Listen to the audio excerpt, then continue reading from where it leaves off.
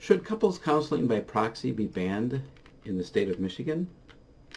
Greetings, my name is Dan Sabo, and no, I am not a mental health professional. I am an ex-client of the profession, and the reason why I'm making this video, this is a subject that's near and dear to my heart, has been for many, many years. And first of all, what is psychotherapy by proxy? Well, what psychotherapy by proxy is, and this is a new term, I think I may have coined over 20 years ago when I filed a complaint against two psychotherapists in the state of Michigan. Psychotherapy by proxy is when a psychotherapist engages a client to send communications from the therapist to third parties, such as a spouse or a significant other, family member. So in other words, psychotherapy by proxy is a situation where third parties who have not engaged in a formal consent agreement with the therapist is receiving communications from a psychotherapist by way of a client who is receiving psychotherapy. Now, the reason why I'm bringing that up is I have with me the NASW Code of Ethics, and I chose the NASW Code of Ethics because, let's face it, the vast majority of psychotherapy these days in the state of Michigan is being conducted by master's level and above social workers, and there are also licensed professional counselors, psychologists, psy.ds, and maybe a handful of psychiatrists still doing it. But anyway, I have the NASW Code of Ethics here, and anybody can get it. All you have to do is Google it, go to the, type in a phrase like NASW Code of Ethics, and it'll pop right up, and you can read it along with me. But I'm using this because there are inherent structural flaws in the psychotherapy profession itself, and the NASW Code directly reflects such contradictory codes that make the entire profession of psychotherapy completely unworkable as a solution to folks seeking mental health assistance. So I'm going to start out by, there's a code called conflict of interest, and this is section 1.06D, paragraph D, and I'm going to read it right here. You can read it along with me if you want. But one section says, when social workers provide services to two or more people who have a relationship with each other, for example, couples, family members, etc., social workers should clarify with all parties which individuals will be considered clients and the nature of social workers' professional obligations to the various individuals who are receiving services. Now, I don't care what any therapist's credentials are. If you are sending psychological assessments, advice, say for example, advice or assessments on a client's sex life with a significant other or spouse, if a therapist is doing that, using the client to send those communications or assessments to a third party, that's highly unethical. But it happens all the time in the profession. And now let me make an example here. The phrase that I just said, this one section screams informed consent. So how can a social worker clarify with all parties involved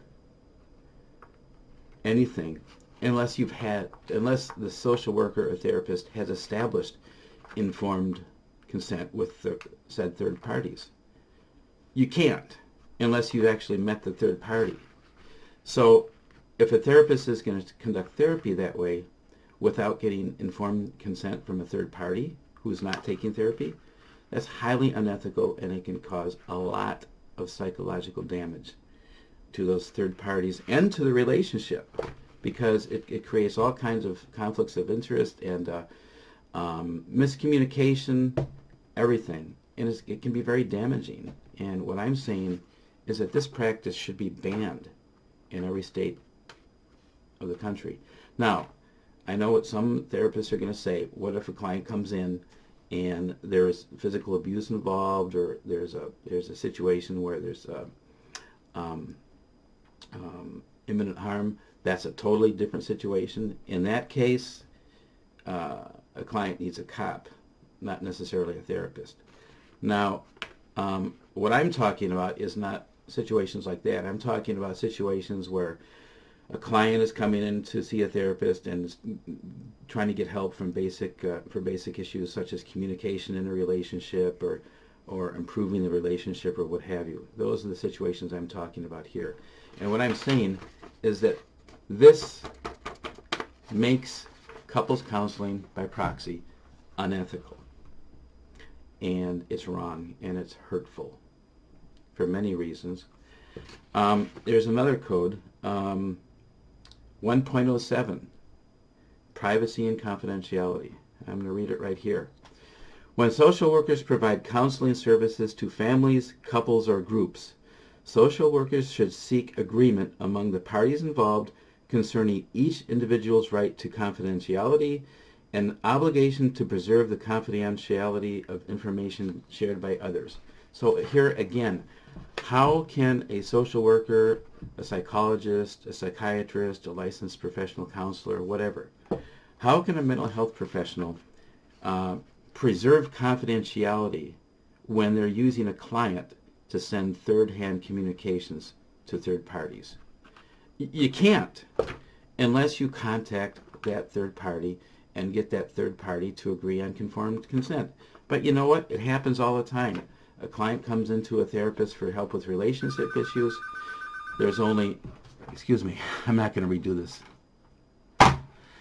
A client comes in for help with relationship issues for whatever reason without the third party, and then the therapist engages in couples counseling with only one half of the relationship present. And that's wrong, and that is unethical. And this is the problem with this code. It's self-contradictory, and I will demonstrate that in a moment. Here's another section in the code. It's under social welfare, and it's under the heading Social Workers' Ethical Responsibilities to the Broader Society. And 6.01 under social welfare says, social workers should promote the general welfare. Social workers should promote the general welfare of society from local to global levels, and the development of people, their communities, and their environments. So, how can a social worker promote the general welfare of society if they're going to do this to third parties? You can't. It's impossible.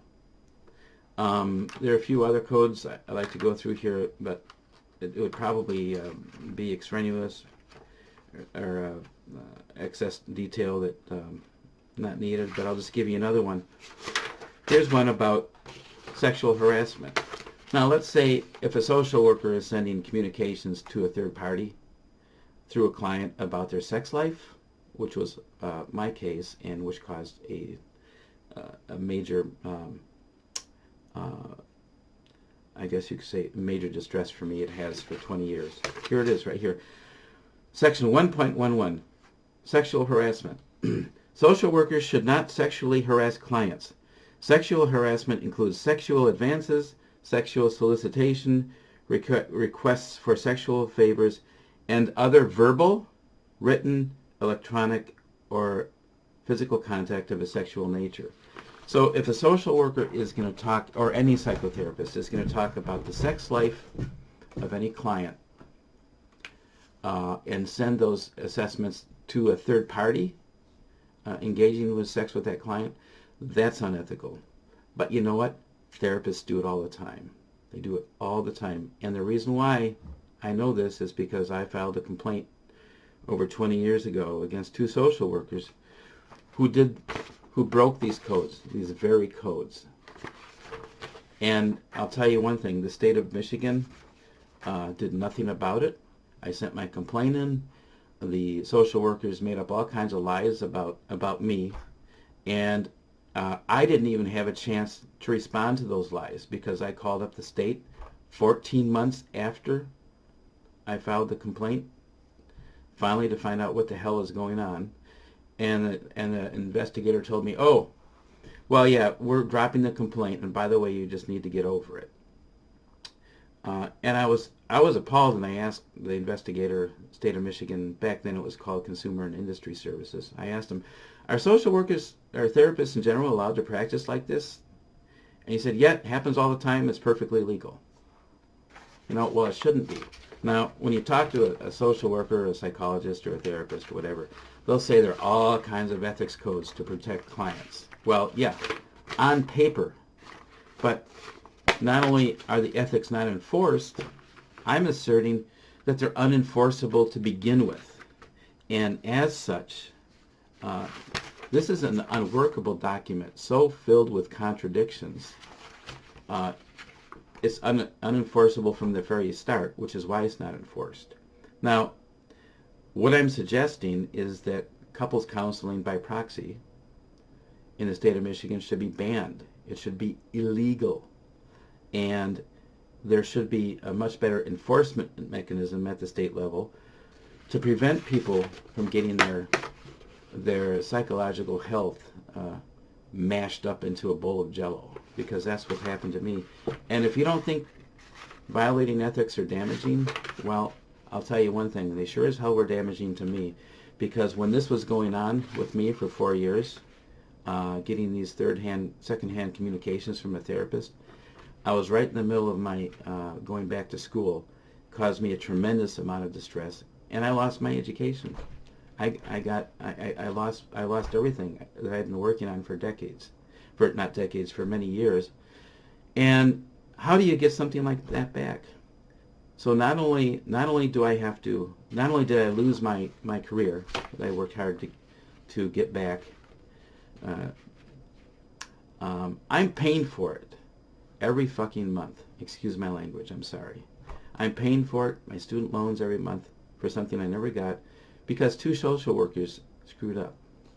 So, and I am convinced that I'm not the only one. And usually, when people get harmed like this by a psychotherapist, by people that they're supposed to be able to trust, it can be devastating for some people. Now, I'll admit I was predisposed to major depression, and some of it is on me. But you know what? That still shouldn't give social workers a pass. It should, because it's even worse if a social worker is going to harm people like that, especially when they come in at their most vulnerable times of their lives, and screw them over. That's even worse. So I want to make the phrase couples counseling by proxy a known phrase. I want to make it a thing, and I want every psychotherapist in the country, hopefully someday, to watch this video, because I can't stress enough. When psychotherapists, counselors, whatever, are giving advice to clients about third parties, you have to assume that every word spoken in that session will get back to that third party and get mixed up in some way and cause harm. What good is it in the larger scheme of things to allegedly help one client while in the process destroying other people that you've never even met? It's a net gain of 0.